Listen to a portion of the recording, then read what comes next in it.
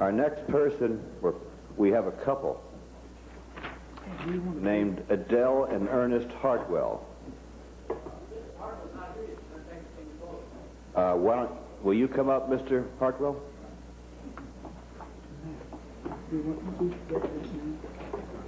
No, he is. I thought he was back. He's not back. I don't worry about it. Yes, please. No, don't do that. Mr. Hartwell, you'll be sworn in first. Madam Clerk, Miss Godot. We're waiting for Godot.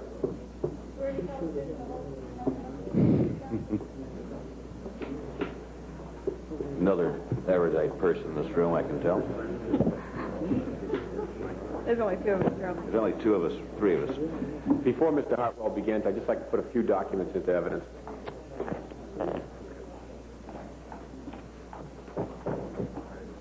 While you're doing that, I'd like to ask Mr. Hartwell the few basic questions that we're asking every witness.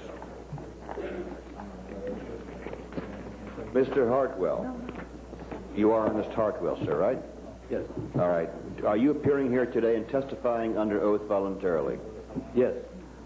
Have you been paid by anyone for your testimony other than expenses for coming to Clearwater? No. Do you have a lawsuit against the Church of Scientology? Yes. Does the Church of Scientology have a lawsuit against you? Yes. Yes to both questions. Has anyone suggested to you that you should state anything but the truth, or has anyone suggested that you change your testimony for any reason? No. Mr. Flynn.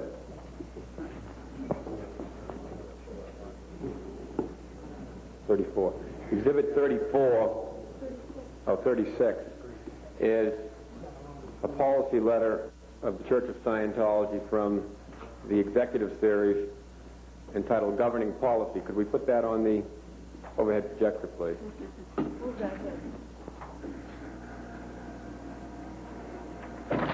Straight up.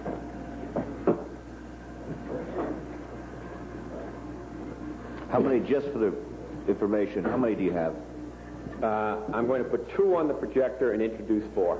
Okay. As you can see, this policy states at the top, governing policy. The governing policy of finance is to, A, make money.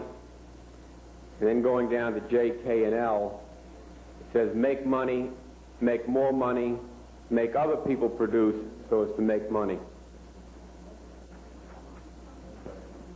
Copyright L. Ron Hubbard.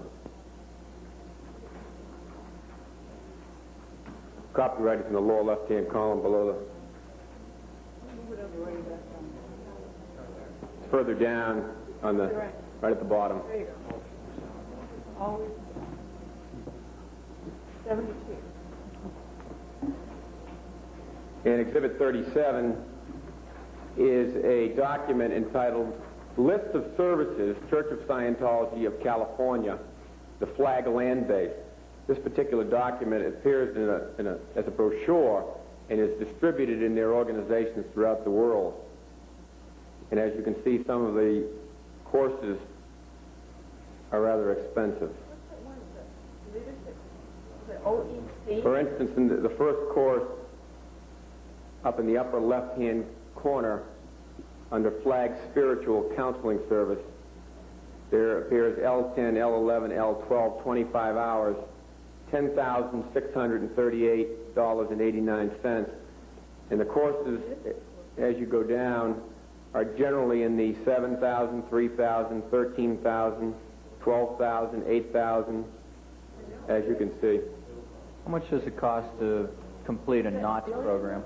The NOTS program, the $25,000 program? I'm not really sure. It changes at various times. The person to ask would be Ed Walters, but I've heard various figures that range in the $40,000 and $50,000 range.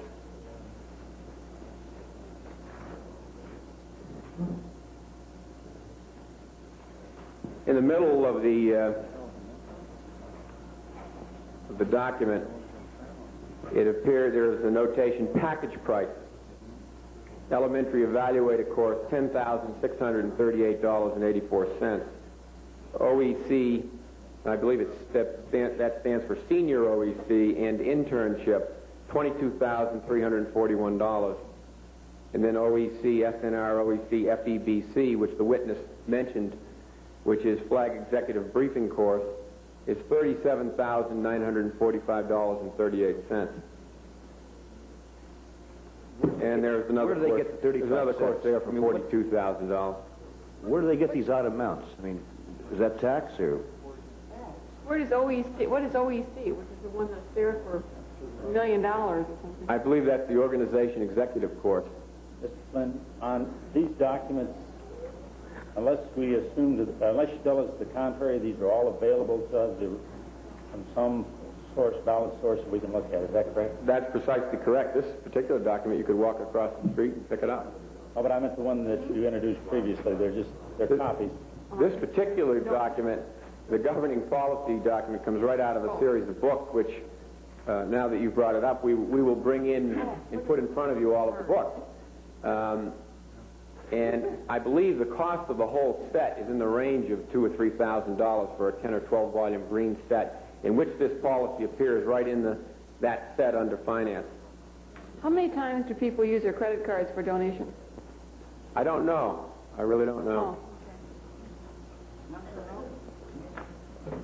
Is that, I can't see that far, but does that say 1,773,000? There's a few extra numbers in there. Can you keep track? Or it's a billion. It's Looks like it's $1,063.89. the OEC under flagship administration courses. And then OEC, yeah.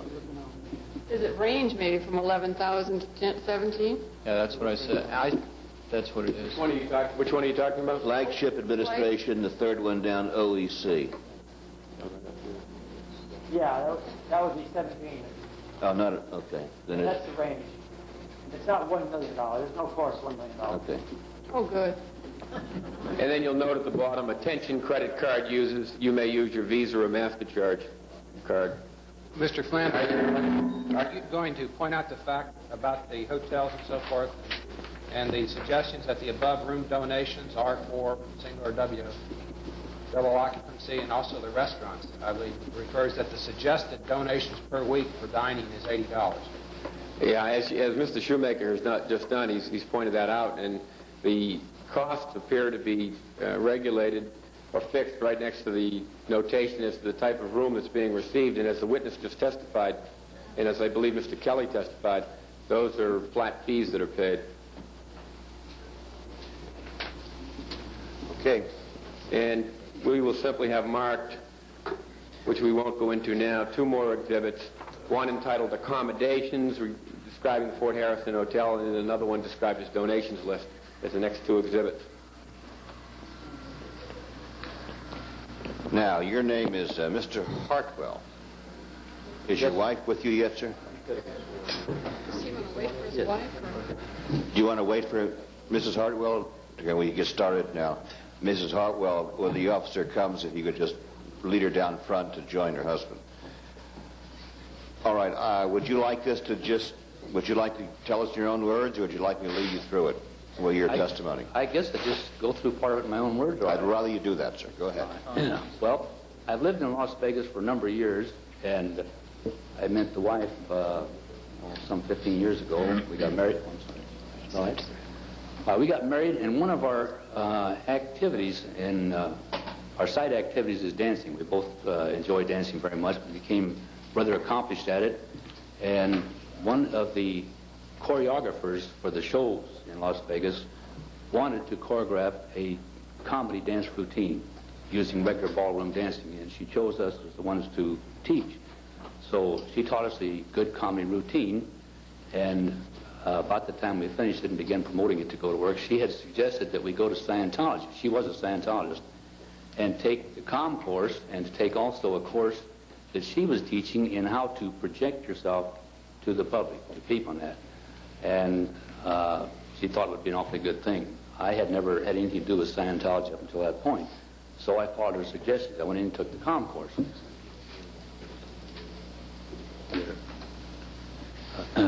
Why do you have to ask that? My memory's not the best, but if I remember right, I think that was 1979. Good.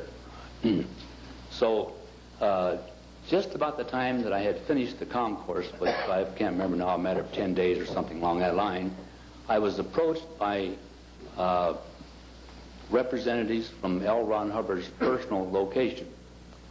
They didn't represent themselves at that time that way, but anyway, they put to us a proposition of us going into the Church of Scientology and following our dancing career. And of course, that was one thing that appealed to us pretty strongly because we hadn't made it here yet. But of all the other things that she offered too, it seemed like I got to where I finally thought, well, I was accepting a pretty good program. Now, my wife, of course, became more in favor of it much sooner than I did because I was pretty skeptical about a lot of things. But to start off with, her two daughters were in Scientology. The oldest daughter had been in for a number of years, and my stepson, her daughter's husband, had been in for a number of years, and he often talked to us about things about Scientology, the things they were doing, the things they were accomplishing, and some of the great things that they were doing. I always had kind of a, well, let's wait and see attitude about it, and I never did see any real results. But anyway, I started checking up until when they presented this program to us. Oh, I must have forgot. The younger daughter, Verdon, she was about 9 years old when we married. So I took and helped raise her too, actually as if she was my own child.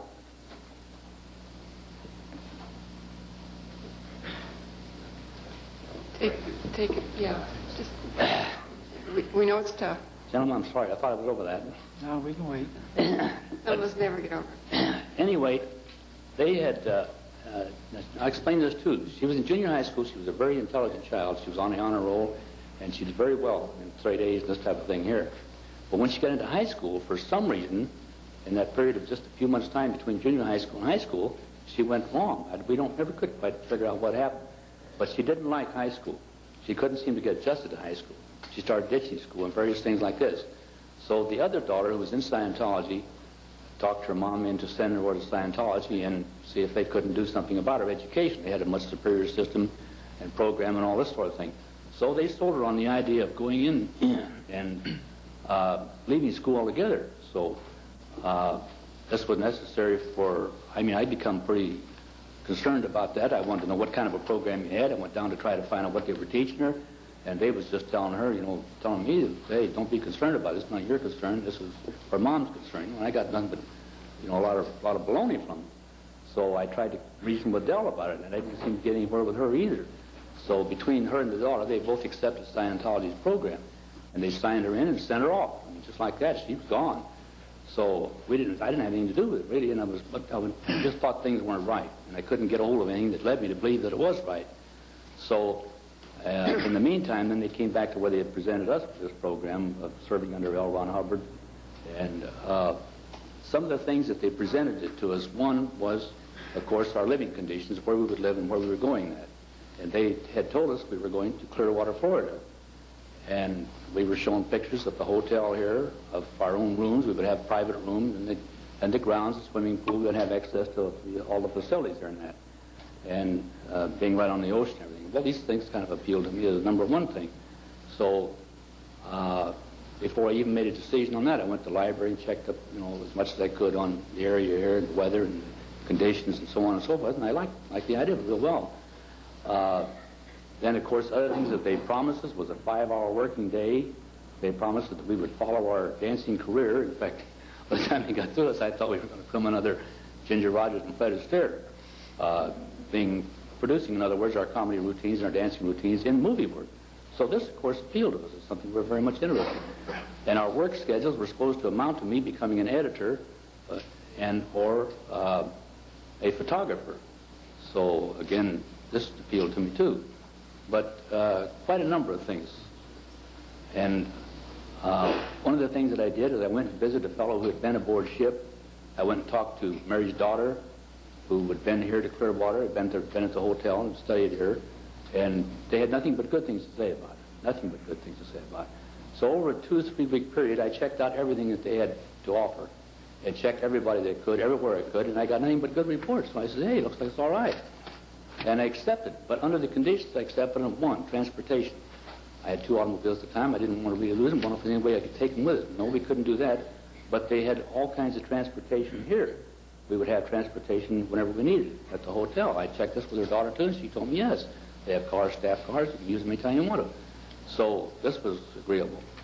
The living quarters, the situation, I guess that covers most of the things that were promised to us. So I finally agreed to go ahead with it. And the arrangements were that we were to get ourselves to Los Angeles, and they would reimburse us for our expenses getting there, and then they would put us on a plane and fly us to Clearwater, Florida. So, of course, we were all excited about the whole thing. We got down to it. It seemed real good. They even gave us the address of the, Fort Harrison, the Clearwater Hotel. I mean, the Sandcastle? 210 Harrison? That's Fort Harrison Hotel. That's the address they gave us, in other words, where we would be. And they gave us the local phone number here to give to other members of our family, the address and the phone number of where we would be in case they wanted to get in touch with the emergency, come up and so on and so forth. So we were thoroughly convinced that this is where we were coming to. Now, when we got to Los Angeles, they took our belongings into the headquarters there in Los Angeles and stored them, put them in storage, in other words, sent us to a motel. The next morning, a car came over to pick us up and take us supposedly to the airport. So he left the motel we was at under very hush-hush conditions. You couldn't talk, so you might hear what's going on. And he left and drove around down the main street and off on side streets and was checking his car over to make sure it wasn't bugged, checking him around and around to make sure he wasn't followed. And this went on, and I thought, this really, they're extra cautious about this. And he explained to us that they had to take these precautions because they didn't want anybody to know where L. Ron Hubbard was. They didn't want anybody following him or anything, that sort of thing. So they finally ended up in Glendale, a town that I had lived in fact, myself, and ended up on one of the top stories of a public parking lot, a tiered parking lot. And then he pulled up alongside of another car, and from there told us we would be transferred to the other car. Our goods, we carried with us a few things we had with us, were transferred to the other car, and the other driver took off with us. And still we're thinking we're going to the airport. Well, he leaves town, and the way he's going, I finally says, hey, I'm very familiar with this area. I've lived here most of my life. You're not going to the airport. Where are we going? And then he told us, well, we're sorry, but we just couldn't tell you exactly where you were going. We had to tell you you were going to Florida, but you're not going to Florida. You're going to Southern California. Well, I mean, the shock to both of us was, I ended up speechless. I didn't really know what to say or think for a while. I was totally spellbound. But we finally agreed to go on down with him and at least look into the thing. One of their big sales points, of course, was, I've almost forgotten this, that they had assured us that we would be reunited with our daughter, for Dawn. That was where she was going to the same area, and that, I guess the other thing I didn't mention too, the thing that L. Ron Hubbard was doing was producing these movies as promotional things for the church and for also to get down all of his theories and philosophy and everything on movie film. So it would live forever after he died. We wouldn't live forever. This type of a story is what they give us. So we finally figured, well, the only thing we could do was go on down with this driver and see what the conditions were and pick it up from there and try to, that's the first real shock and disappointment they had, the first real lie we come across. But now when we get down to the location, it was right out of just a few miles out of Indio, just close to Palm Springs, which is the middle of the desert. I mean, the last place I would go to was there if I had a choice of where I wanted to go in life. I knew the area. I had been there before several times, and it's just like Las Vegas. Hey, I'll get the heck out of this desert. The main thing they told me I was coming to Clearwater, Florida. But anyway, we got down, and the next shock was seeing the deteriorated, dilapidated condition of the organization. I mean, we were built up to the point that I expected to go down there and find, gentlemen like yourselves dressed in suits with ties and, clean and adequate facilities that you have here and that. I was absolutely shocked to see everybody running around in shorts and ragged clothes and dirty and unkept. And I couldn't believe my eyes what I was seeing. And of course, the ranch they took us to was in the same condition. Weeds growing all over it, the lawns had all died, the houses and buildings needed painting, and everything was a dilapidated, run-down condition, neglected condition. They just didn't take care of anything. So that's shock number 2.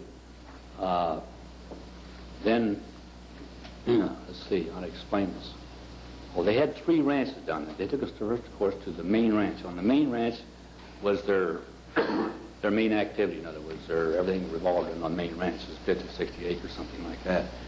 And we met her daughter. She brought her out to me as well. Of course, this was a great reunion to see her and know that she was all right, what was going on.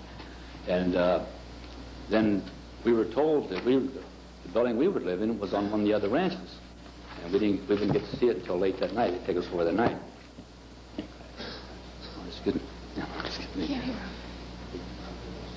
Oh. All right. So we spent the afternoon there. Now, another thing that was very disturbing to us, too, was that all of our personal belongings were left in Los Angeles. I think we had a suitcase or two that we took with us in our overnight bag with a toothbrush and a few things like that. Otherwise, here we went to this place with most of our things still in Los Angeles. And then we just sat around the ranch that day and, showed this place and that place and basically roughly broke into what was happening. That night, about 11 o'clock, we were taken over to what was supposed to be our living quarters, and boy, you talk about shock number, whatever number it was, we just couldn't believe it. They put us into a little shack that apparently had been, I don't know what it was, just a little three-room shack. It was on the edge of another ranch there. And the driver took us up the door and said, well, this is where you'll be. Backed off and left us. We go inside and God, what a mess. I just couldn't believe it. And of course, the most worst thing about it is that the place was just totally overrun with bugs and insects and all kinds of desert, whatever you call them. They gave us a set of sheets, excuse me, and told us that there was another fellow that had been in the room that we were in, and we could just take his sheets and put them in one of the other rooms. They gave us the biggest room, which wasn't big enough. And the facilities consisted of nothing but a mattress on the floor. So as soon as we turned the lights on, of course, it stirred up the bugs and everything began to fly all over the place. And I pulled the sheets down bedding down to change the sheets on the place, and I swore there was at least 100 bugs on the sheets. And that my wife and I just couldn't believe it, So we just gave up right then, and we went over to another main house where other Scientologists were right in there. We went over there and simply told the guy in charge, I said, hey, there's no way we're going to stay in that place. I mean, there's been some big bad mistake one after another, but this is the limit. There's no way we can sleep here. So we had him call the main, I guess, master of arms, they call him. He came over and he sat down and explained to us, well, there's nothing we can do about it now. It's probably midnight by this time. He says, you just go ahead and clean up the place the best you can, sleep here at night. We'll have a better conditions for you tomorrow. So we argued with him for quite some time, but there wasn't anywhere I could get anywhere. I couldn't get anywhere with him. So we finally just said, there's nothing else we can do but go back and spend the night. So one of the other arguments that was so ridiculous about it, we had been forewarned going down there that they were having a lot of trouble with break-ins, burglars, close to the Mexican border, and that dope addicts that were breaking into places and stealing things. And they had just broken into the shack we were in the night before. They told us about this. The bathroom window they broke in, the window had been knocked out, was boarded up, see. So this is the one thing I explained to him. I said, well, I don't like the idea of being in here either. Going out tomorrow, leaving what possessions we have, we come tomorrow, they won't be here. Don't worry, he says, there's a burglar alarm system all around it. He said, did you see it in there? I said, yeah, I saw the tape for the burglar alarm system. I'm familiar with those things. Just run real good on the windows, but not connected to anything. How's it going to ring an alarm? Oh, we're going to fix that tomorrow. Well, this is the type of thing that went on all the time over there. Of course, they never fixed it tomorrow.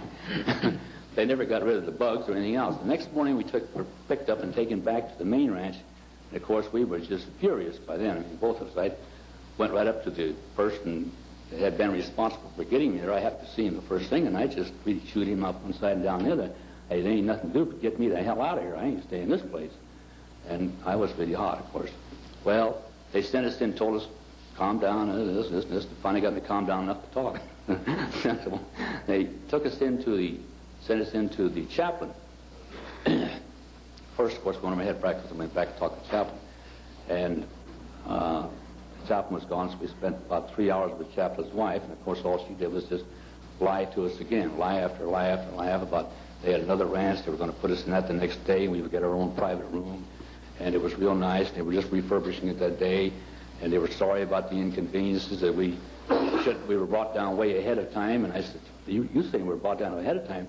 The girl and the man that came down to get us into the place were rushing us daily to get here because they were holding up production on the movies, and they had to get us there right away to get things rolling. So I said, we'd move here as quick as we could. So anyway, I spent about, the first thing I told him, well, I don't care what you do, just get us the hell out of here. I'm going home. I'm going to stay here. And no way. She said, well, you can't leave here. I said, what do you mean I can't leave? You tell me I'm a prisoner here? Well, no, you're not a prisoner. I said, well, then fine. I'm not a prisoner. Get me out of here. See? That's all I want. I want transportation out here, and that's all there is to it. Well, this argument went on for about 3 hours. She finally promised a bunch of other things, smoothed it down. We finally said, well, we'll agree to take a better look at it. We realized that we've been lied to, disappointed, and this is nothing what we expected or was told.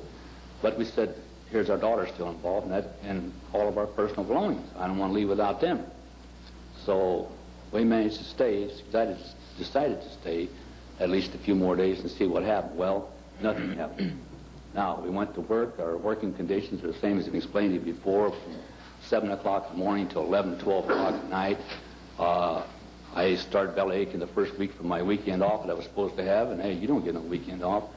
Well, I went through all that stuff with the chaplain. We're sorry they lied to you about it, but there's nothing we can do now. We're punishing the person that told you all these things and all that. In fact, they were. The 3 people involved were in the RPF when we got there. And my argument on the course is I didn't give a damn what you do with them. I'm interested in what you're going to do with me. Now, the other thing, too, let me explain this to you here. The other thing that will make a lot of difference in the things that I have to say, I think, and the other things other people have to say, is that we were not programmed into Scientology. We were not brainwashed. We were not following any great guiding light or any great influence that L. Ron Hubbard had. So this thing here, the other people that went there, all the other people that went there, they lived with those conditions and put up with them without squawking. It was all right with them. They didn't seem to mind the bugs, the snakes, and all the other things that were involved with, the lousy food and the lousy living conditions, all the dirt and everything else involved. They didn't seem to mind it, see. But we did. I would never gone, and I'd no any idea what it was. So I guess that covers that. But anyway, I decided to make another try at it. My wife and I both decided. Of course, this is the part that I forgot. One of the other things that was the main reason for us getting into it is my wife had taken, we both took that swine flu shot, and she had quite a reaction from it. I think they called it dysentery, or I don't remember what it was. In other words, she had a condition that was not correctable. We'd been to a number of doctors, and it had gone on for probably a period of 4, 5, 6 months. That was one thing that they had assured us that Scientology had the knowledge, know-how of to correct. Now, when somebody has a diarrhea condition like that for 4 or 5 months, believe me, they are pretty weak, pretty run down, and in the condition she was. Health-wise, she was in real bad shape. So, of course, that's one of the things that I gave in on in realizing that perhaps they had the answer or would have the answer for bringing her back to health. So that's, of course, one of the other reasons we decided to stay on. We'll see what they're going to do for her. Well, they didn't do anything for her. And it went on, and we asked for auditing and medical care and various things like this here to get her started on our program of going back the way to health. Well, we don't have any auditors right now. Well, we were told when we come down here that you had the very top auditors in the nation, and they really had this thing under control. Well, we don't have any. We're sorry, we're training some. So another big letdown, a disappointment in line, that sort of thing, on that end of it. Let's see. Yeah. All right. All right. Okay, well, that's probably a good idea. In other words, just nothing but a total pack of lies the entire time that I was there. And I kept watching for the rest of my personal belongings to get there from Los Angeles. When they finally got there, I went back in and I told them, hey, I want out. There's no way that I intend to stay here. This thing has been totally misrepresented to me, and it isn't what I was looking for, and it's not what I'm going to put up with. I have no desire whatsoever to dedicate my life to L. Ron Hubbard and his projects at all. I want to live my own life. And Can you tell me about your daughter, Adelle, how you... Okay. Beg pardon? I'm just trying to get you to... you're moving right on now, okay. Adelle is his wife. All right. So anyway, I go in and tell them I want to leave. They hold a board meeting on it. And they want to know why and all this. They give me all the reasons why, and I give them all the reasons why. It's nothing but a pack of lies, and you deceive me totally, and I'm just not going to spend the rest of my life here in this hell's hole as you have. So it was then a matter of deciding what to do and what the next step was. They had decided to release me, promised me they'd send me out the next day, and they were releasing Dell and I both. Now, this went on for, again, a matter of 2 weeks more before they finally released me. They had excuses day after day why I couldn't go. First it was one thing, the next day it was something else, and the next day it was something else, and this went on day after day. And then in the meantime, too, they had started a program of working Dell and I against each other, which I understand is a practice of anybody that they have trouble with in Scientology. First thing they do is work the couple against each other. And they had started this and got it going pretty good. I got to where I wasn't quite believing what Dell said. She wasn't quite believing what I said. And they were making her believe that they couldn't do anything to her about her health program until they got rid of me, because I was the one that was causing the trouble for her. And they began to have her believing this, I believe. So I finally get out of there. It was one of the hardest things.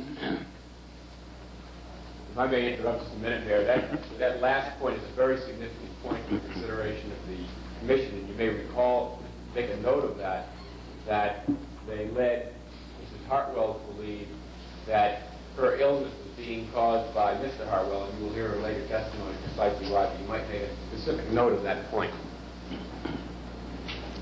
Anyways, I started to say it was the last day they made the decision the wife wouldn't go with me, that she would stay there.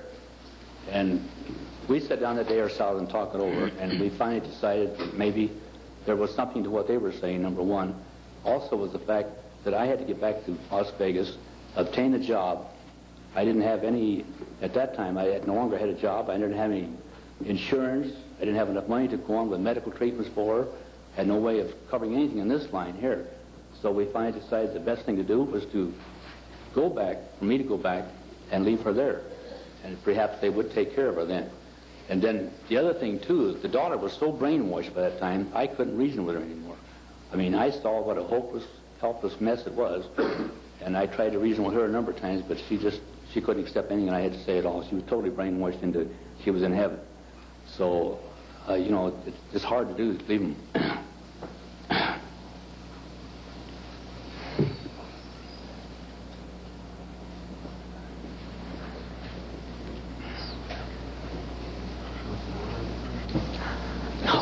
It just takes a second or two. I'll get it. Would you like to, let's take about a 5-minute break then. I'll only go back to the same thing. Might as well get it over while I'm here. Are you here to sit, sir?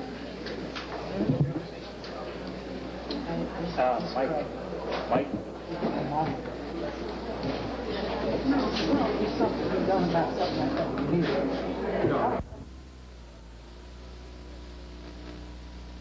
Just joining us, we're talking to Mr. Ernest Hartwell, who was promised to come to Mecca, Clearwater, sold his possessions and to try and find his daughter, and has somehow ended up in a desert.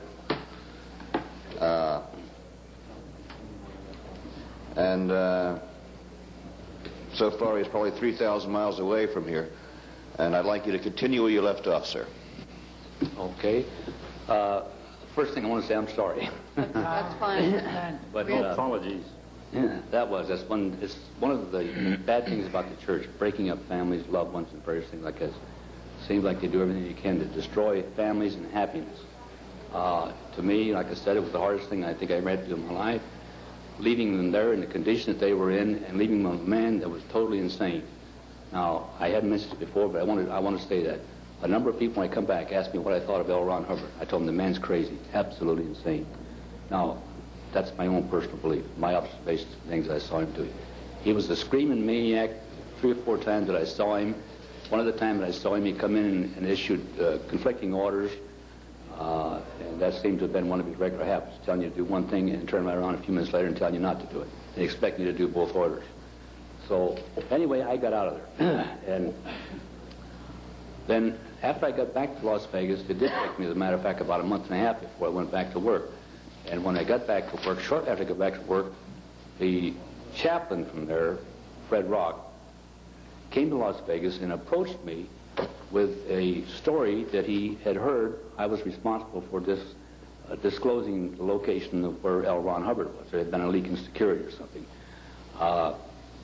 Of course, I told him he was wrong. I hadn't said a thing at all, and he was going to chase it down. Fine, chase it down. You're finding out.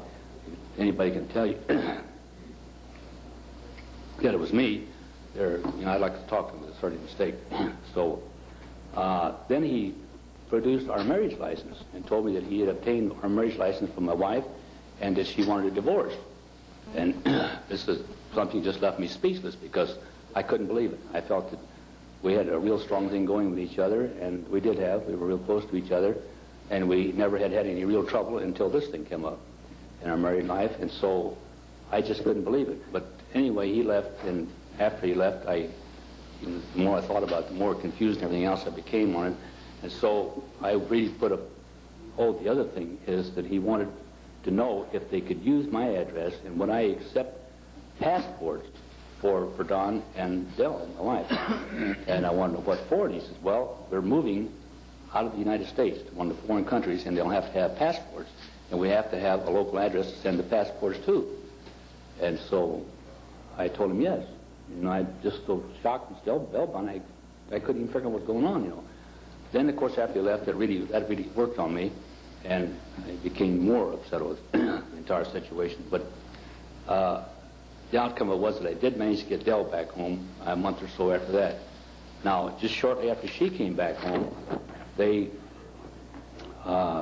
approached Adelle first and said that she would have to pay a $5,500 freeloader debt that was incurred during the time that she was in there for expenses and services that she had received, or she would have to go back on staff as a member of the Church of Scientology locally. So when I heard that, I just, like always, I went right through the ceiling. So I went down into the office of the GO's office and told him, hey, this is some big bad mistake. When we were cleared out of it, a notice was put right on the bulletin board that we were being released clear and free of any indebtedness. And now you're coming back telling us we owe $5,000. Hey, chase it down, it's a big bad mistake.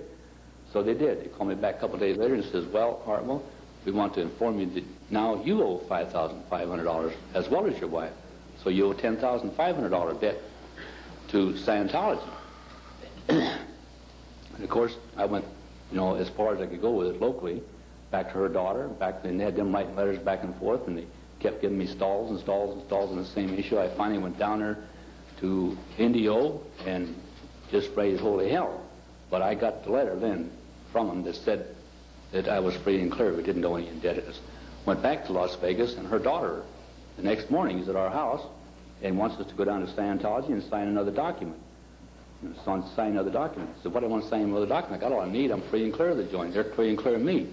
Well, they're, of course, a highly paranoid operation.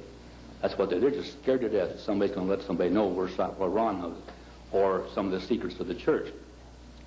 So we spent 3 hours with her daughter, thereabouts, arguing about, hey, I've been through this goddamn thing for days. I don't want to hear nothing more about it.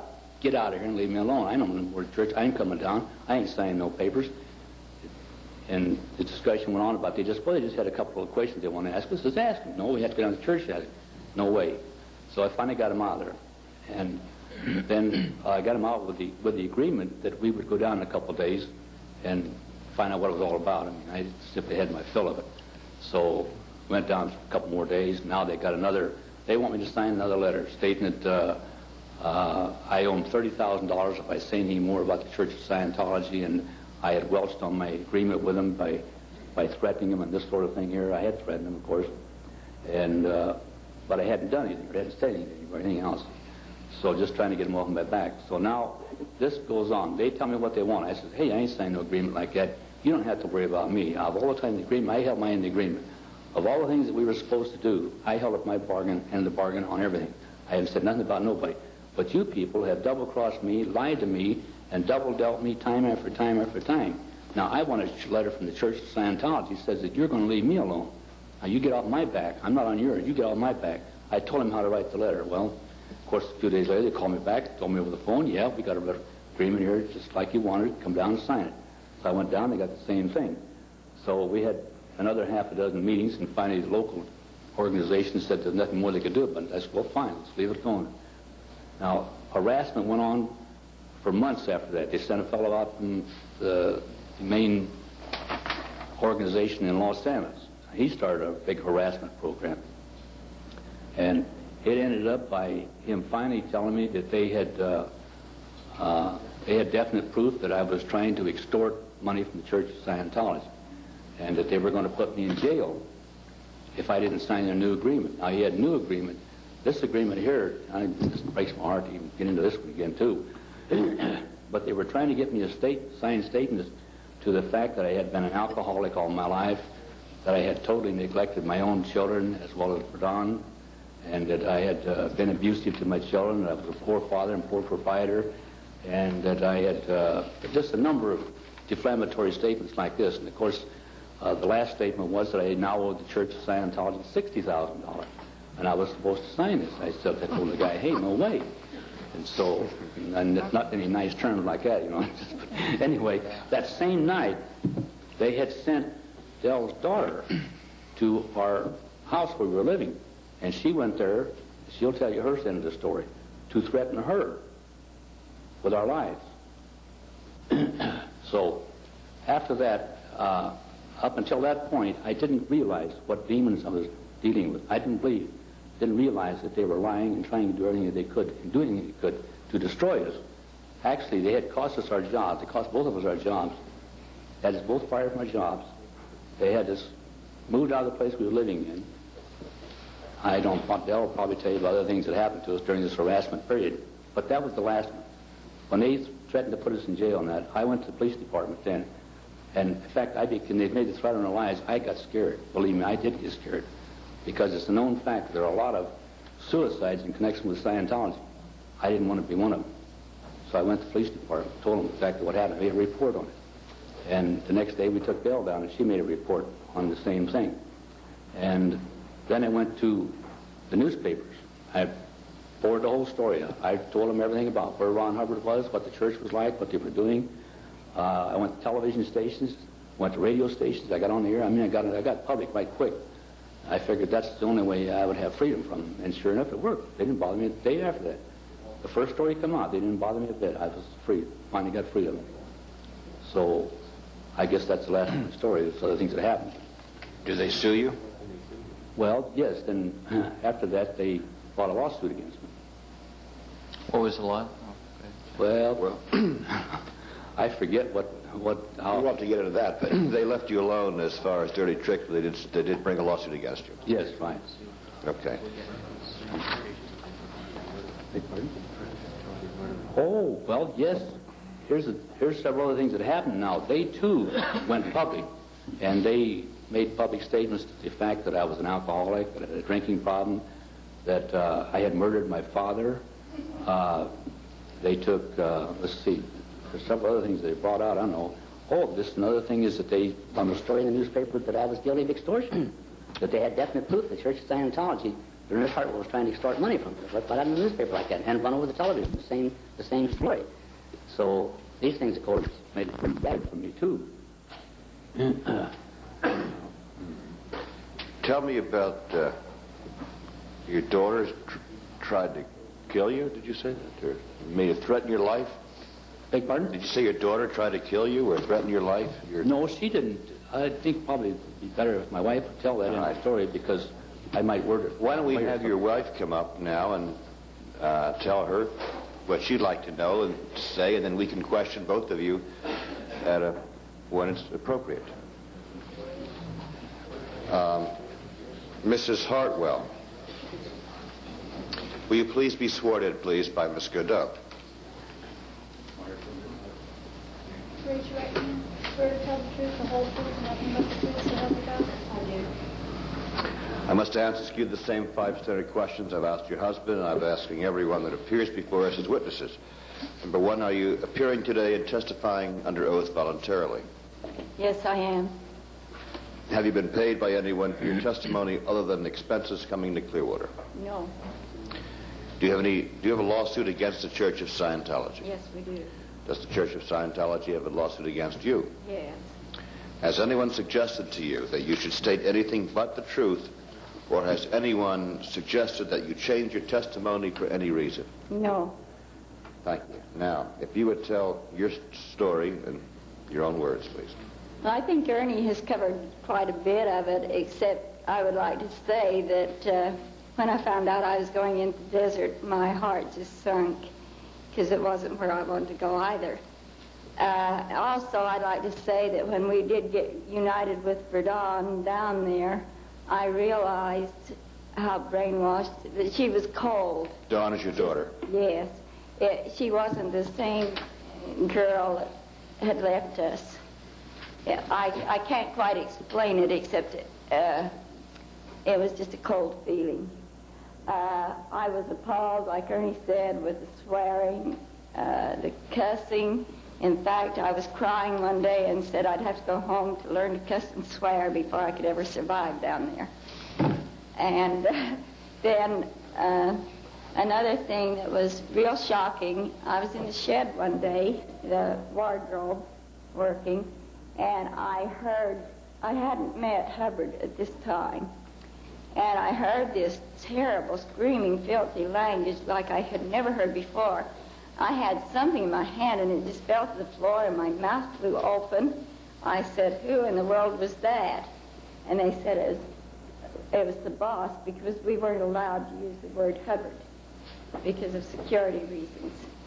And I said, you mean the leader of the church speaks like that? And they said, yes, he doesn't believe in keeping anything back. So that was quite a shock. The main thing that I disliked, too, was when we first got there, before we could leave the place, we had to be programmed on the lies that we had to tell. If we run into one of our friends, we had to lie to them and tell them that we were just there for a vacation, and we had the man's name and everything to give. We had to go 25 miles to use the telephone, and usually there was somebody with us. We couldn't use the phone. There was no papers. We never read the paper. We were schooled on how to get away from process servers, FBI agents, any government official or any policeman that wanted anything to do with Hubbard. If we had to, there was 4 different ways that they trained us to handle them, even if we had to use mental force, physical force. And that went on for days, that training. First, one of us would be the FBI agent, and the other one would be who we are, until we had it down pat. We also had to lie if we run into a Scientologist. We were there from Clearwater on a mission, and we were returning. There was no way that we could have our friends or relatives come see us. So we were just like we had been cut off from the world. We worked behind closed, locked doors with curtains always pulled. If the utility man or anybody come on the property, we were alerted. We were to stay in as much as possible, not run around, watch our language, their language. I was all right. And we were to hide anything pertaining to the word Scientology, books or anything that would disclose that it was the Church of Scientology. We also had to, anytime we left from one building to another, everything that we carried had to be in sacks. There was nothing that could be visible that had Scientology on it. And that was always a worry. And when we were outside, we were not to use the language that Scientology used. And so you was under constant strain, and I was even afraid to go on lib because I was afraid that I would disclose his hideout by saying something. Fred Rock was put in the RPF because he said the word Scientology on the golf course. So this is how rough it was. We also, there's something else I wanted to say about it. The way they got my marriage license is we had to make a story up about where we were, that we were going overseas because Ron's hideout had been exposed by someone, and they made me to believe it was Ernie that had exposed it. And so he needed our marriage license, and I didn't even question it. And he also needed our birth certificates for Don's and mine. But it wasn't just us, it was everybody in the Los Angeles area that was around there that had to get passports. So their loved ones all thought that they were going overseas. And so that way they couldn't contact them here, where we were. We were given a lawyer's name and address that we had to memorize. We couldn't leave the base until we had it memorized perfectly in case there was an accident or that we were ill or in the hospital. And we were to use this lawyer's name, and he would come and take care of everything. When they went to the doctors or the dentist, we always used, I used my real name there, but I think they used their real name, but they always went by someplace and picked up a fake address and said that we were friends staying with somebody. We weren't from that area. There was always people going to and from the doctors. L. Ron Hubbard believed that anybody that was ill was a double threat to him. One, they couldn't produce, so they were no good to him. Number two, he was terrified of a germ of any kind, and so they were locked up in, I'd say, about a 10 to 12 room. And at one time, there was 13 boys and girls, both in this room, running high fevers, and all of them smoking. And I mean, you can hardly see who was in there. It was so terrible. And they were treated like an enemy in this room. And because they were. Hubbard, I saw him throw fits. I actually saw him take his hat off one day and stomp on it and cry like a baby. I have seen him just take his arms like this and throw them wide. He's hit girls in the face. And one girl would follow him with a chair. If he sat down, that chair had to be right where he was going to sit. One girl missed by a few inches. He about fell off of it, and she was put in the RPF. And the other girl would carry an ashtray, catching his very ash. They'd have to pop the cigarettes in his mouth when they wanted it. He had one man that would just wash his clothes and changed his clothes for him. He had a nurse. He had one woman that did nothing but clean the house. And he had one man that did nothing but cook his 3 meals a day. And it took him from 6 in the morning till about 10 at night to cook those 3 meals and prepare them. I was with Hubbard every day for about a month. I should say every night. We would start, our daily job we'd start about 12 o'clock, and we would go at noon, and we would go until the sun came up the next morning, and most of the time without anything to eat after 6 o'clock at night. And so we was working almost around the clock except the evening meal.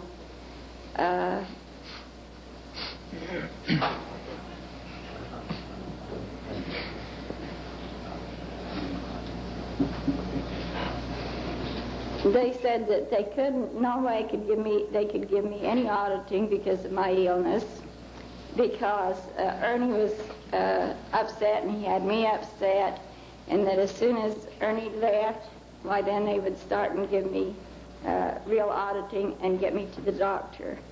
By the way, when they came to sign us up, I explained to them my trouble, and I told them that I needed a good doctor, and I did think that maybe auditing would help, and which they promised me both. And so this was one of they showed me a picture of the hotel and said that, do you think Hubbard would live in anything any worse than this? So naturally, that's where we expected to come, was to a beautiful place.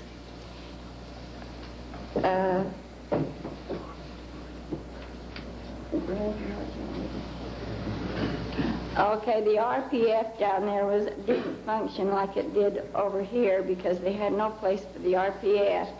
Another thing, when we went on base, we were schooled that we had to, it was a bad place for rattlesnakes, scorpions, and of course black widow spiders. We had to wear boots and carry flashlights at night.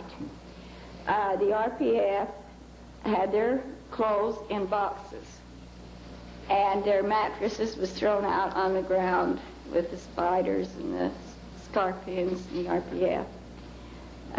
They had to run everywhere. You couldn't talk to them. I was written up several times for talking to Verdun. I also saw her one day. Every time I would go by doing my work, I would see her dragging her mattress from one shade tree to the other. I says, "What are you doing?" And she was ill. She couldn't be in with the others.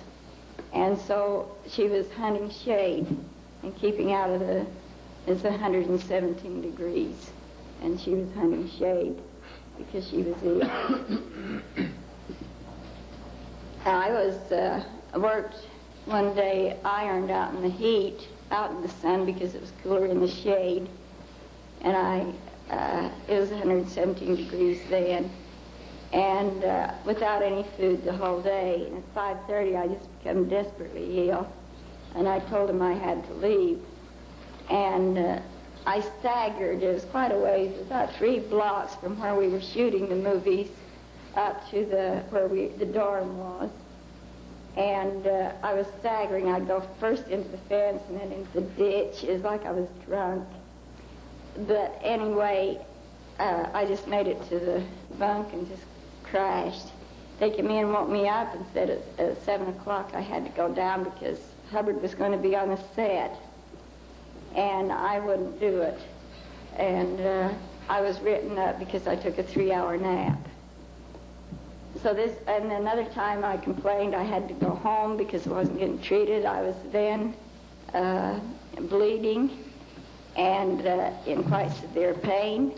And the way they took me right down to Claw, put me on the meter, said I could go home or could go right to the doctor.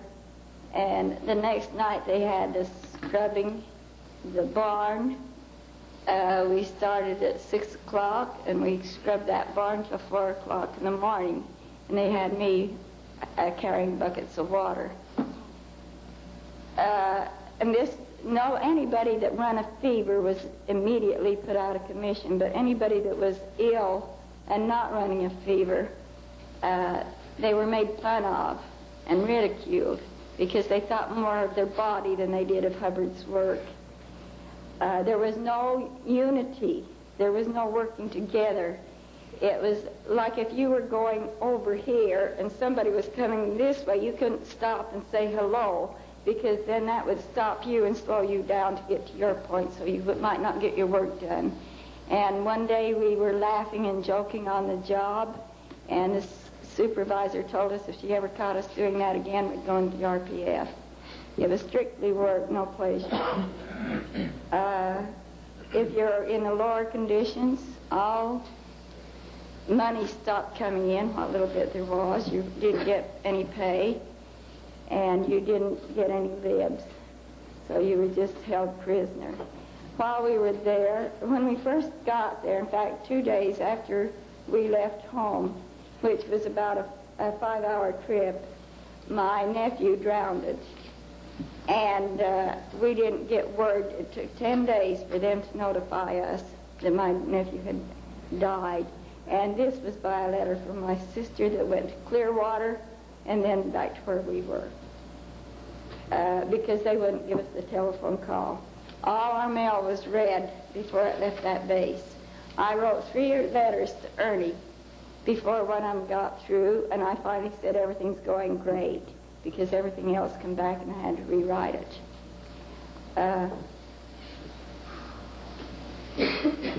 All the mail, like we said, had to come here and then go to Clearwater. Nearly every time I went to the phone after Ernie left, I had to be there was a guard with us. I never came in alone after that. Oh, by the way, too, when my nephew did die, I got word of it. I demanded that I go into Palm Springs and make a phone call to my sisters.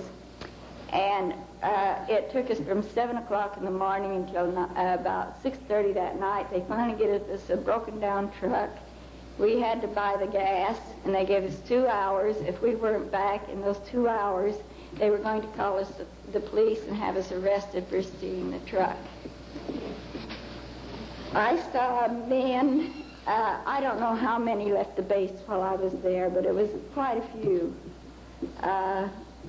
I saw grown men, such as my husband, that cried for days, maybe 2 to 3 days, and they were under constant guard before they were allowed to leave. They drove people so close to suicide before they were allowed to leave that base. The women was just constantly crying, and it just tore me up. I also, the last month I was there, was following Hubbard's orders, and I read this one that I don't know how many times I had to read it for it to really sink in, was that Elaine Waite was going to commit suicide. And Hubbard, this is what the order said, I don't care if Elaine Waite's going to commit suicide or not, but get her off of my land before she does. Now, where was the help? You know, where was the religious counseling? The only time that the word God was used was in vain. And I mean, it was used constantly. There was no civil talking to each other. It's all cussing and swearing. I know one night I had to cry. If you cried, you were taken into ethics. So I was laid out on the diving board where I could see all around me, and I had a good cry. But another thing that was shocking, too, was Ernie wrote me a most wonderful letter, and I was so thrilled because he was on course and he was doing so great. And I thought, well, gee, I'll show him. And so I showed it to one of the girls, and she said, you go right down into ethics. She says, and you get this straightened out right now. They don't want you to be happy. They don't want you to be united. It's just individualism. I saw my daughter very little because she first was in the RPF. Then they put her in isolation again. She got ill. Her fever went up 1 degree and down 1 degree.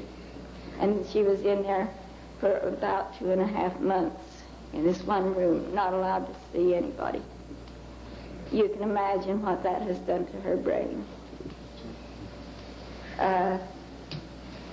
Then when we did come home, we thought everything was going smooth and everything when the harassment started. The night that it was 12:30 at night when Mary Louise came to my home, and she kept trying to get me out of the house. I was, mother is the only one that would know the feeling I had. I opened the door, and I would really rather face there that night for my daughter. And yet I can't tell you why, except her face, her eyes, and her attitude. I refused to leave the house. And I can't really remember anything that went on, but I know it went on all the time that Ernie was with Alan Hubbard. And finally she wanted to know if we were afraid for our lives, and I told her yes. And then the police told us we should report that. And then the next day we were told we had to move out. And then the next day they came on my job. I worked at MGM where it was strictly guarded with millions of dollars of money in costumes. And I turned around and my daughter was there. And she came, I told her not to come in again. She's jeopardizing my job. She came back 2 different times, brought Alan Hubbard with her once. The last time she told me that she says, I want you to know that nobody has been murdered over anything as this of yet. but it's going to get a lot worse before it gets any better. And I started to cry, and I said, yes, I know it is. Then she put her arm around me and said that she loved me.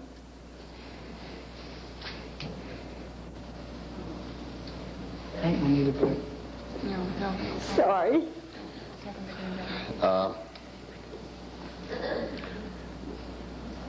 Mr. Hartwell, I think we've heard enough as far as your narrative. I'm just going to ask you a few questions, and then I'll turn it over to Mr. Calderbank. It just seems incredible that a couple like you sells everything and wants to be a dancer and maybe make movies, and you're given this carrot, which is a brochure of sparkling Clearwater, and you end up in a desert, and you can't leave, and your marriage is about to fall apart. You're separated, you're divided, you're conquered, and your daughters want nothing to do with you, and you're destroyed financially, mentally. That's just difficult for me to believe, and I'm sure everyone in this room. And I, frankly, don't know where to start to ask you questions. I think you've said it all. So for the time being, I will just yield, and maybe Mr. Calderbank has something to ask you. I think Mrs. Hartwell has one more thing to add. There was another time that was really terrifying, and this was when Ernie had all his meetings with him alone and left me out of it. But this one, why Alan said I had to be there because I had to sign the paper. Alan Hubbard was the man sent from California to handle us. Any relation? No, they say he isn't anyway. So we went down to the hotel room, or motel room, to meet with him. We thought alone.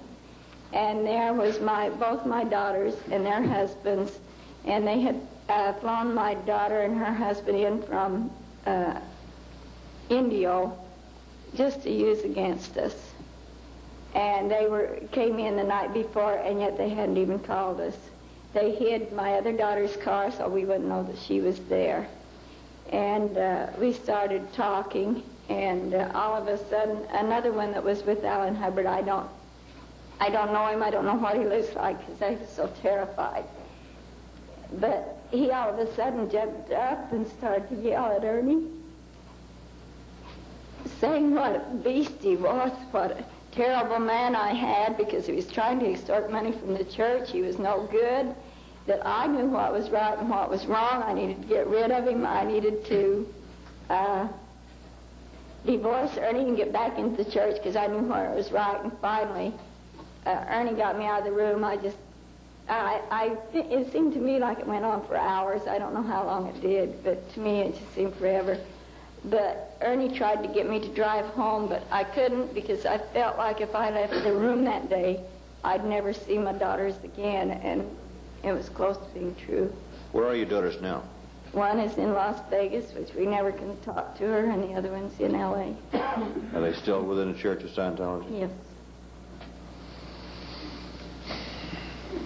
Why couldn't you leave? Didn't have a car? Were you that far out in the desert, or were you broken spiritually? And I was still hanging on to. I had to get to a doctor, and with Ernie coming home and no job to go to, he didn't have the money to give me to a doctor.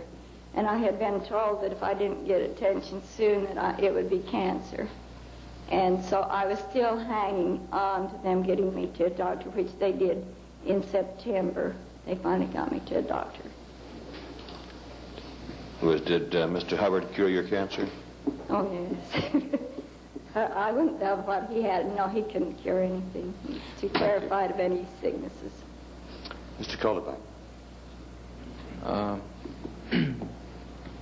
It's hard to ask questions after that.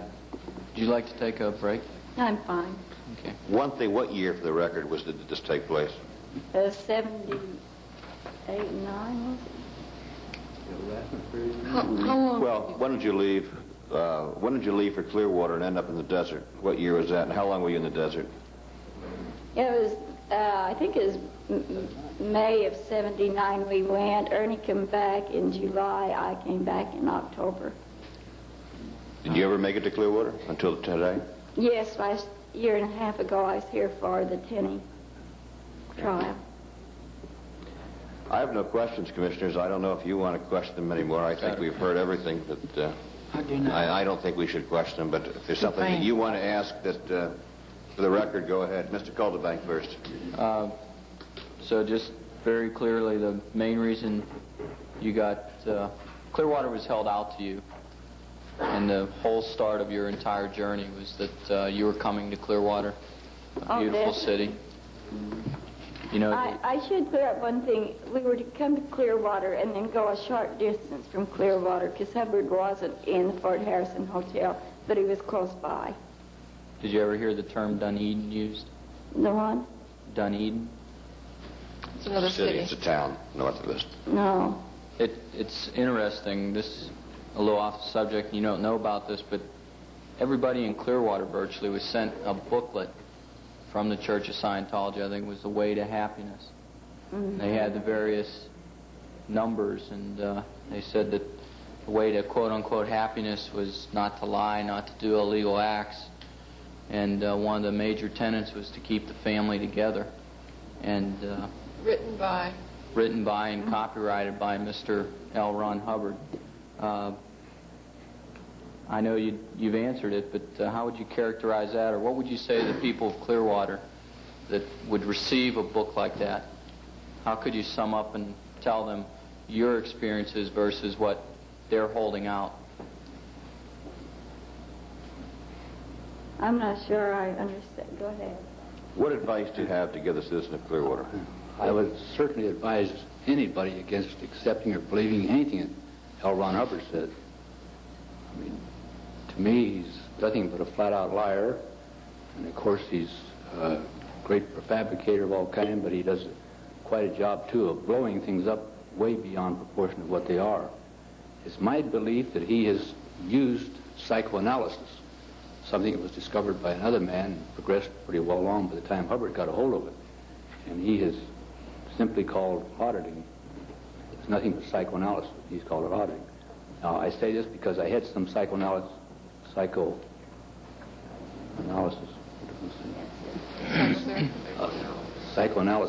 treatment myself some 30 years ago, and I found what little bit of auditing that I got into was identically the same thing. And the principles of it are identically the same thing. In fact, Ron Hubbard himself gives credit to Freud for a lot of this philosophies. I would like to say this. My heart bleeds for every youth that's in there because I know the brainwashing they've had. I know the damage they've had because we've gone through it. And once they step out that door and face reality, they need help, and that's the way I feel. Adelle, did they actually tell you that auditing would cure your sickness? It was a side effect of between the auditing and a good doctor, which there was supposed to have been one of the top doctors in the United States at base, is what they told me. Okay. Mr. Burfield, do you have any questions? Just a couple. I'm going to ask Mr. Ernest, no better than to ask a woman, what is your age? My age? Yes. 62. The reason for that is we've seen a lot of young people come in here, and I was just curious. I will not ask your wife that. I will ask her one question, though. If I can paraphrase it in answering to Mr. Calderback's question here, this treatment that they offered you, would you say that that's fraud in your own mind, not recognizing what the legal term fraud would be? The treatment they offered, you say? Yes. Well, yes, definitely. Yes. I am aware, and I agree, that certain mental problems can be cured by the process that they use, psychoanalysis, in other words, or through psychiatric treatment. We all know that. And they probably do enjoy a certain amount of success with problems that people have mentally. But when it comes down to physical problems, then I think it's an entirely different story. To give you an example now, I have varicose veins very bad in one leg, and of course I'm always concerned about it as far as our dancing career is concerned. But they told me they would cure them. I was told right off they could cure them. That, of course, I found out later is nobody's ever heard of anybody curing varicose veins through mental treatment.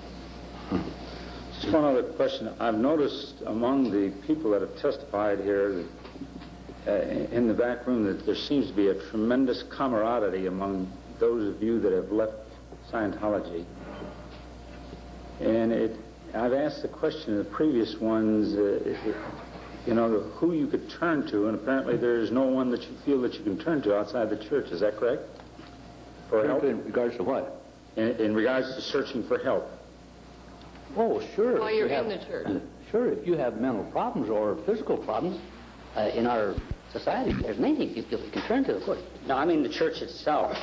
Fear of the church. Leaving the church. Fear of leaving the church. State the question from you.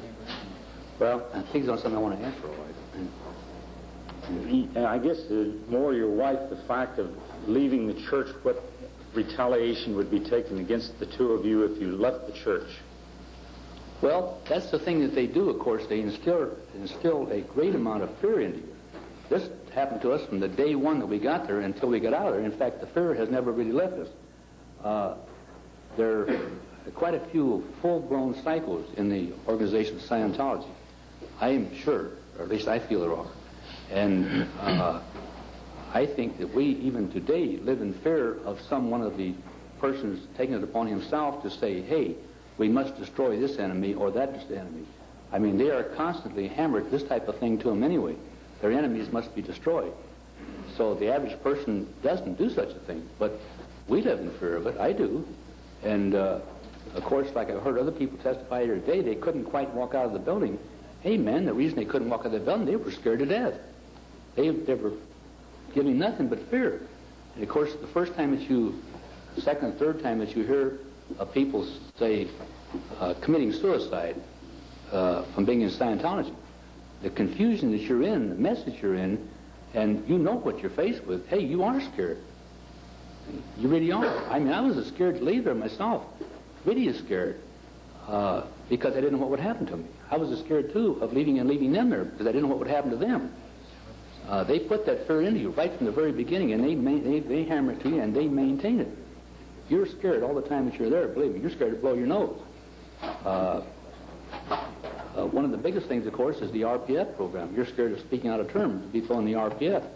You're scared of everything. Now, one thing that scared me, I talked with my wife when we was there.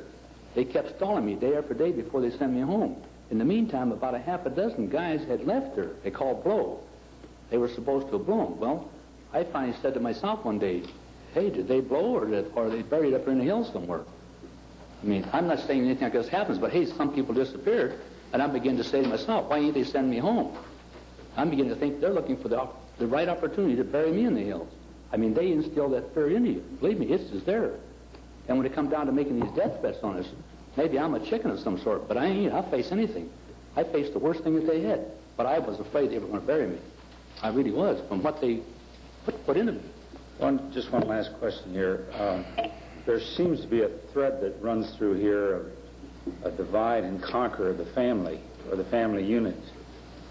And I've asked this question, and Mr. Calderbank asked it in another way. If you could get the message to all the people of Clearwater, what would you say to them today? Stay out of Scientology. That is your question. Don't have nothing to do with Scientology, believe me. You're already in. That's good. You're talking about people who are in? Those that are in and those that are outside of it, the people in Clearwater. Well, the people are in, really there's not much you can say to them because they're totally brainwashed and stocked into things. The people are out, hey, stay out. Or might not ask you a question. Our purpose in this hearing is as a legislative hearing, not as a court, is looking out for the health, safety, and welfare of the people of Clearwater. And that's what we're trying to establish here and what we can communicate and do for those people of Clearwater. Well, I think the people are reading, especially now, and have before, as far as concerned, enough accounts in the local paper and that of what Scientology is, what they do, and how they operate. Surely the residents of Clearwater, Florida, should be able to know what Scientology is by now and be able to keep out of it. I'd like to say something here. The way I look at it is I feel that what the ones in Scientology needs is somebody like the Flynn's that has given us support. Because trying to find a lawyer and going to a lawyer with the story that we had, they thought we were crazy. And we just about didn't go public because they thought we were crazy. Now, what needs to be set up is a deprogramming program where they can be deprogrammed, which would take away the fear of the ones coming out. And they also need to be, it's like a concentration camp. They need to be set up to where they can be rehabilitated. That's a comment that we shouldn't really be into an area about deprogramming. We're concerned about their external activities and their business activities, and that's something that I've advised that we should not pay too much attention to, although it's certainly very important and well said. It's a fair public opinion comment. Mrs. Garvey, do you have any questions? Thank you, Mr. and Mrs. Hartwell, for coming here. It's been a very difficult one for you, and coming from, having children of my own and coming from a large family, I can share a little bit, I think, the feelings that you're going through. Just to go back on a couple of things that you said. Mr. Hartwell, you talked about the good reports that you got about Clearwater. Were these from Scientology staff people, or were they from recruiters, or who in particular did you get this kind of good reports on Scientology flag organization in Clearwater? We'll say mostly from her daughter, and then we have one other person, well, we have several other people, in fact, in Las Vegas that were here. We have one person particularly, I think one family, two people in other words. That Vacationing? No, they were in Scientology. Scientology. They were aboard the ship, Apollo, and they landed here and got to know somewhat what it was like, and everybody spoke well of it. And I can understand why now that I see it myself. I can give up Las Vegas very easily. Believe me. That's where the problems we have, yes. Did you want... I think she's asking something. The messengers, when they come out, were the others that... Oh, yeah. With the what? They're messengers from the Commodore's messenger org called the CMO. They are like the elite of Scientology. We'll get into them at a later point in time. Okay, they were sent out then after you expressed an interest. Is that it? Okay. Were you talked or told about auditing as part of Scientology if you went and going through auditing process? Yes. And were you told that this is a scientific method of doing whatever, curing whatever your handle was or your problem? Very definitely, yes. Were you ever told that it would be kept confidential? Yes. Okay. As a matter of fact, they took information out of my confidential file and used it against me. Obviously, then you would not have done the auditing if you'd have known it was not going to be kept confidential. Well, of course not. No. Even part of that stuff information was published in the newspaper. Some of your auditing information was in the papers. Okay.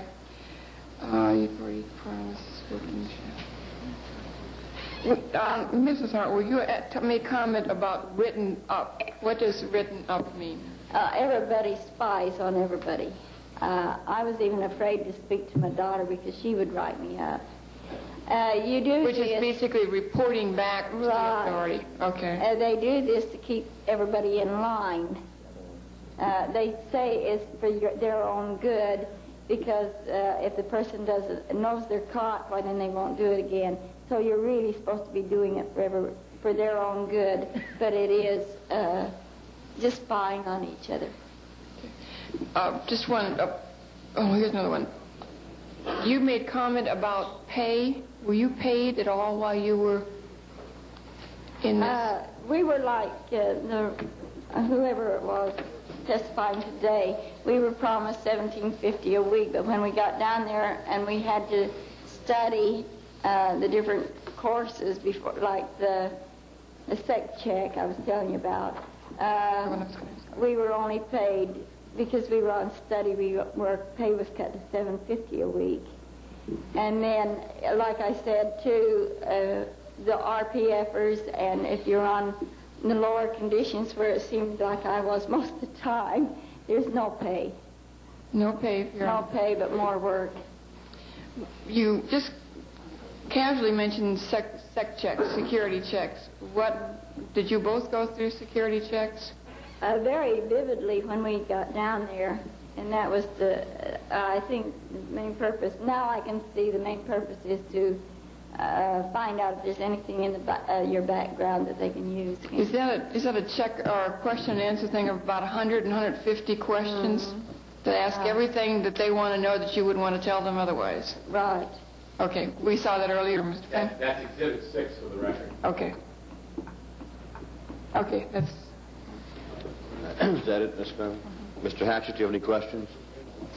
No, Mr. and Miss Hartwell, I'm just happy that you came. My heart bled as I listened. I don't think I need to ask you any questions. Mr. Shoemaker. Mr. and Mrs. Hartwell, something that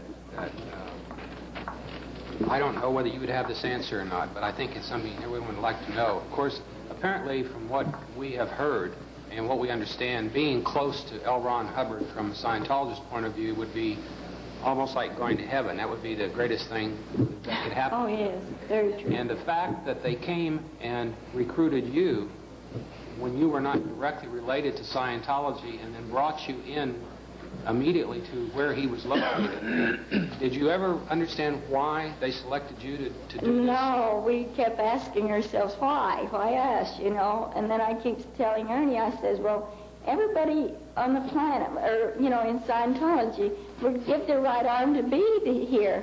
I says, why don't we feel that way? What is there? What's here? And that's the way we feel. I think I could add this. Well, go ahead if you did something. Yes, no, sir. Please, go ahead. I think I could add something more to that, all right. They realized, I'm sure, and we heard indirectly, that they had made a mistake in bringing us there. That was one of the reasons why the recruiters that were sent down, another name for the messengers or whatever it was, they came down to take us in. Yes. Had made a gross mistake by taking us in because we were not indoctrinated into the religion. And so that's why they were put in RPF. That's one of the reasons, I guess, along with everything else.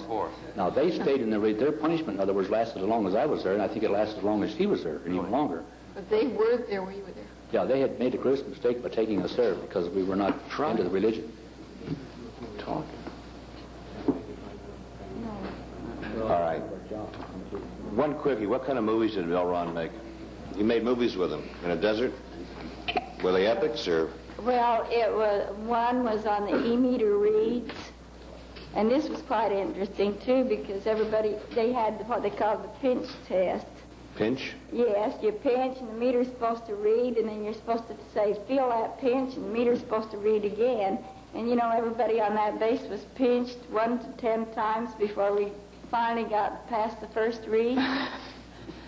No feeling left, huh? I think one of the things that made me realize what a hopeless, helpless operation it was is that I went into the editing room. That was going to be my first job. And when I first got in there, I was shown, amongst other things, the file of film that they had. Now, they had a 2-door cabinet that was probably about that wide and I guess 7 feet tall. That was almost full of film. You know, it's 35 millimeter regular movie-sized film. All the trays were marked no good. Now, this is what made me realize the insanity of L. Ron Hubbard and what he was trying to do. He was the one that was directing the movies. He was the one that was writing the script for them, and he was the one that was producing it. Yet there was his work. Was he acting in them? By himself. Was he acting in them too? No, I guess not. I know of. Yeah. He was a star too. Yeah. But that's what made me realize that the whole place was nothing but a high state of confusion. Each department, instead of working with each other, fought each other, and everything was a terrible, confused mess. But hey, there's the man that was running it. And one thing I'd like to add, we were doing a scene where they were bombing the FBI office, and I was in makeup, and we had so much blood on those actors, which is made out of Karo syrup and food coloring, and we couldn't get enough on it to suit Hubbard. We had guys' legs off, their hands off, arms. I mean, it was a mess from where to go.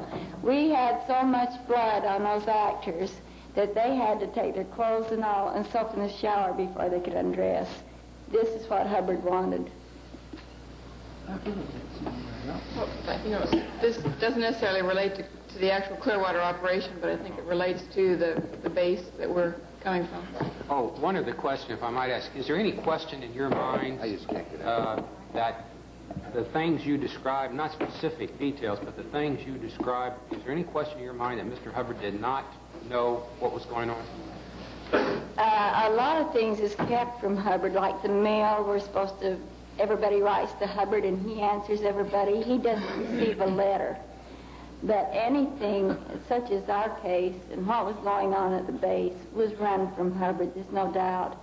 Telexes came, I got in the telex room about twice, which was really heavy guarded.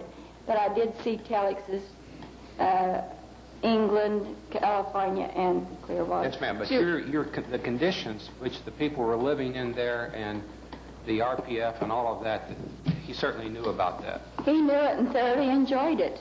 Thank you.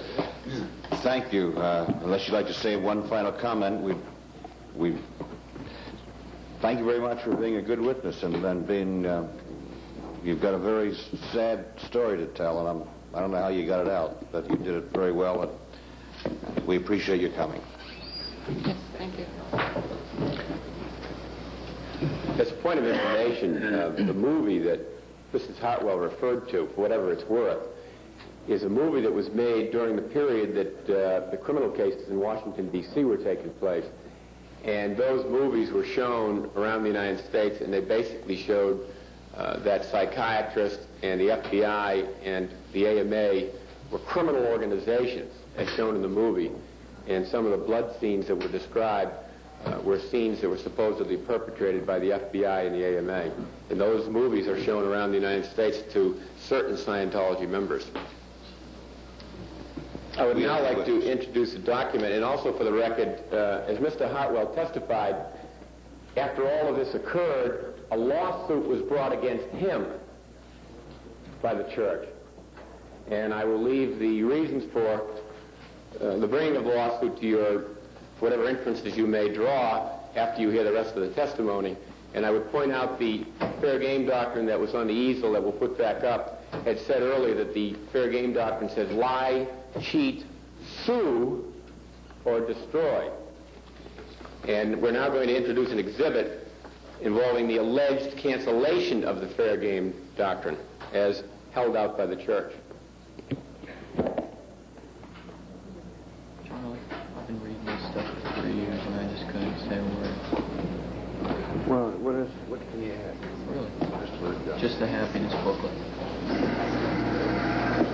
John, it depends if you're running.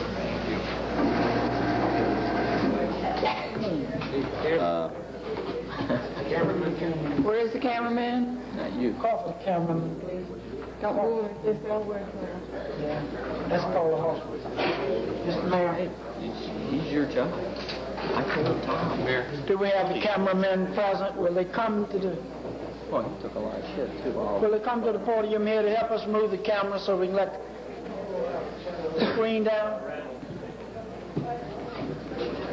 You want to recess? They're expensive. Yeah. You want to recess? No, don't touch it. Keep it going. Yeah, Tom's right. I'll move. Go ahead. All right. Do we have the lights turned off, please? One more arm. Thank you. You'll note that the HCO policy letter of 21 October 1968 from the Hubbard Communications Office says cancellation of fair game. The fair game doctrine over on the easel is dated 18 October 1967. The portion under enemy that I referred to a minute ago says that an enemy may be tricked, sued, lied to, or destroyed, as well as deprived of property, etc. This document says cancellation of fair game. The practice of declaring people fair game will cease. fair game may not appear on any ethics order. It causes bad public relations. This PL policy letter does not cancel any policy on the treatment or handling of an SP. Nicely worded. But Mr. Flynn, doesn't it say SP order over there, and then says that you can lie, sue, trick, cheat? That's correct. That's the policy. So really this policy did not cancel anything? Did not, No, this is early. that's precisely correct. As a matter of fact, see, what was occurring at that time, when they issued ethics orders, they put on the ethics order that the person is subject to fair game. Well, for a period of time, because they were having problems in England and Australia and other countries, they took that off ethics orders, but they continued to implement the policy. And as you've seen from the exhibit we already introduced in evidence, which is exhibit number 4, in 8 June 1979 in this country, they subjected to a person to the fair game declaration, as you have seen. And you just heard the Hartwell testimony. The next witness, that's the prior exhibit number 4, and if you move it up, you will read that that person is subjected to the fair game doctrine down at the bottom of the last paragraph. Yeah.